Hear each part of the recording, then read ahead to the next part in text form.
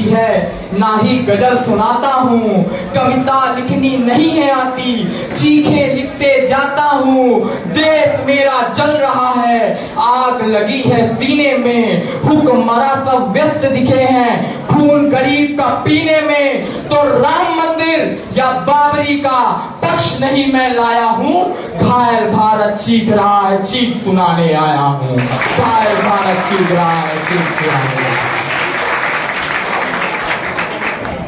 मैं प्रशांत शुक्ला मैं अपना परिचय देता हूं। मैं कौन हूं, मैं इस देश से क्या सवाल पूछ रहा हूं कि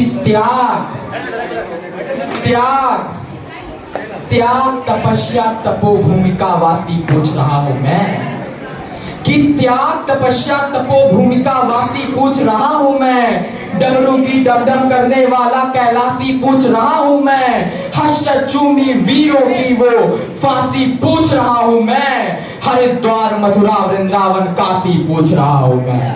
दुनिया जहां के सोच के आगे बढ़कर पूछ रहा हूं मैं। अंतर्द्वंद विचारों से लड़कर पूछ, दहशत गर्दों की छाती पे चढ़कर पूछ रहा हूं मैं।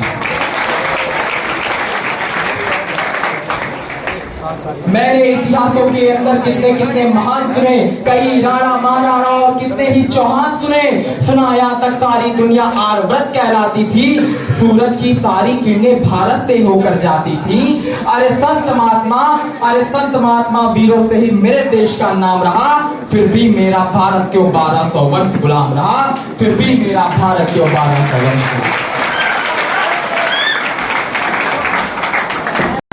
इस देश में लक्ष्मी बाई थी, फिर भी ये देश गुलाम रहा। क्या चाणक्य सुनिएगा, क्या चाणक्य की कूटनीति बिल्कुल भी काम नहीं आई? क्या गंगा यमुना जैसी नदियां रौद्र रूप न दिखलाई? इतिहासों के पृष्ठों में तो पृथ्वीराज मतवाला है, चेतक वाले महाराणा का 1 कुंटल का भाला है। मैंने सुना, मेरे इतिहास के गुरुओं ने मुझे सिखाया कि दोनों हाथों से रानी करमवती तलवार चलाती थी। इज्जत हेतु रानी पद्मिनी अग्नि में जल जाती थी, इज्जत हेतु रानी पद्मिनी अग्नि में जल जाती थी। और भारत माता का सीना उस दिन गर्व से फूल गया जब 19 वर्ष का खुदीराम हंसकर फांसी में झूल गया। मैं बात कर रहा हूं उसी खुदीराम बोस की, जो 11 अगस्त 1908 में भारत के लिए कुर्बानी दे दिया गया। उसी खुदीराम बोस की मैं बात कर रहा हूं कि आज ये पूरे विश्व को कोई शक संदेह नहीं है कि भारत वीरों की धरती है। किसी भी देश में अगर पूरे विश्व में किसी भी देश में अगर थोड़ा भी प्रश्नवाचक चिन्ह लगा है कि ये देश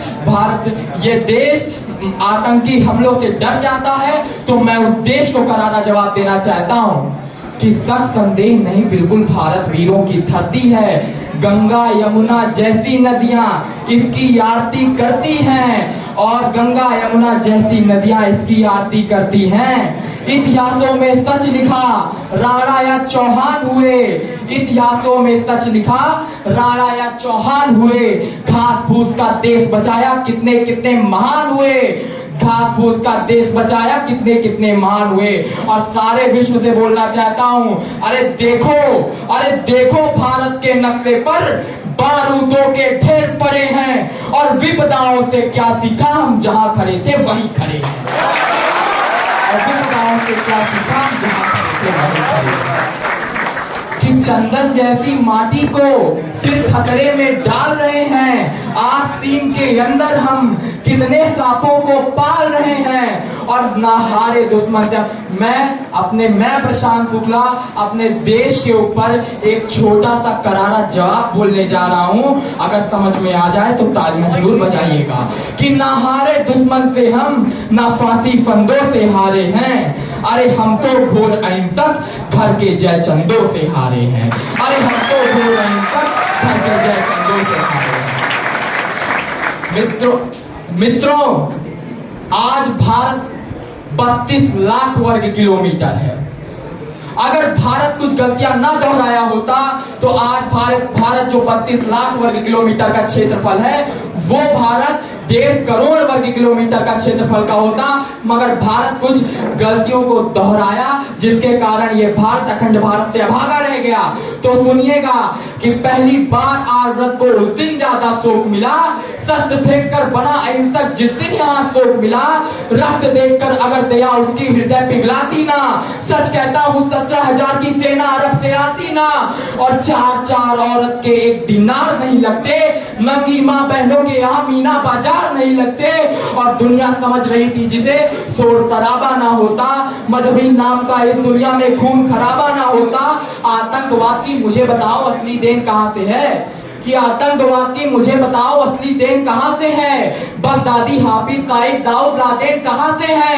इतिहासों को मत झुटलाओ, कथा कहानी किससे थे, और आतंकी जहां पलते हैं वे भी भारत के हिस्से थे।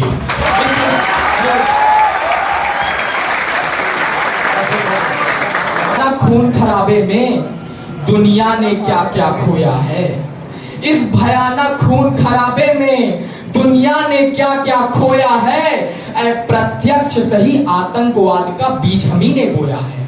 सुनिएगा, आज इस पंक्ति में मेरे लिए ताली नहीं बजेगी। आज आप लोग सोच रहे होंगे कि यह लड़का जो मैं 17 वर्ष के आयु का है, जो तीर्थराज प्रयाग की भूमि से लगभग 40 किलोमीटर के दूर शंकरगढ़ से आया लड़का, वो आज इतना समझदार कैसे हो गया कि भारत के हजारों साल पुराने इतिहासों को खंगोल कर बता रहा है, वो खुद भारत को आतंकवाद बता रहा है। आज ये लड़का इतना समझदार कैसे हो गया? तो मैं जवाब दे के जाऊंगा कि हम विश्वगुरु थे, मौर्य सर, हम विश्वगुरु थे। विश्वगुरु वाला परिधान दिखाना था, सुख शांति चैन मन को जप को पाठ पढ़ाना था, सही रही दुनिया को सिखा नहीं पाए, मानवता की परिभाषा को दुनिया को नहीं बता पाए। और जगत गुरु, मैं बात कर रहा हूँ मेरे घर से लगभग 80 किलोमीटर के दूर चित्रकूट तपोभूमि उस वसुंधरा को मैं प्रणाम करता हूँ कि वहां पास एक गुरु हैं श्री राम वृद्धाचार्य जी महाराज, तो वो पद्म विभूषण पाए प्रेसिडेंट ऑफ इंडिया से। मैं आज इस मंच से उनको नमन करता हूं कि जगत गुरु यानी जग के भगवान हम ही तो थे, सारी दुनिया मूर्ख थी उसके विद्वान हम ही तो थे। और अंजाम गलत आता है तो गलती शुरू की होती है, और शिष्य अगर नालायक हो तो गलती गुरु की होती है। गर्दन पर नारे चलते थे फिर भी चीख नहीं पाए, अरे गर्दन पर नारे चलते थे फिर भी चीख नहीं पाए। और सुनिएगा कि अरे गर्दन पर नारे चलते थे फिर भी चीख नहीं पाए, गर्दन पर नारे चलते थे फिर भी चीख नहीं पाए, अरे गलतियां ही दोहराई थी फिर भी सीख नहीं पाए। गांधी बाबा राष्ट्रपिता जो हमारे देश के उस पे उनके ऊपर आरोप लगा के जाता हूँ कि गांधी बाबा तुमने हमको एक मौन हथियार दिया, दोनों गाल सूझ गए लेकिन हमने ना वार किया, आदर्श तुम्हारे जिंदा थे, बड़े महान हो तुम बापू, संपूर्ण विश्व में इस भारत की एक पहचान हो तुम बापू। अगर आपने चाहा होता तुम भी लैस ले सकते थे, देश बेचकर अंग्रेजों से मोटा कैश ले सकते थे, आंधी आजादी का बापू तुमको ही हकदार कहूंगा, कोई विरोधी तेरा होगा उसको मैं गद्दार कहूंगा। लेकिन देश के बंटवारे पर बापू गुस्सा तन जाता है, गुस्से के बदले किसी गॉडसे का मंदिर बन जाता है। अरे भारत माता की छाती पर चलता आ रहा रुका नहीं, सन 47 का बापू तुमसे बंटवारा रुका।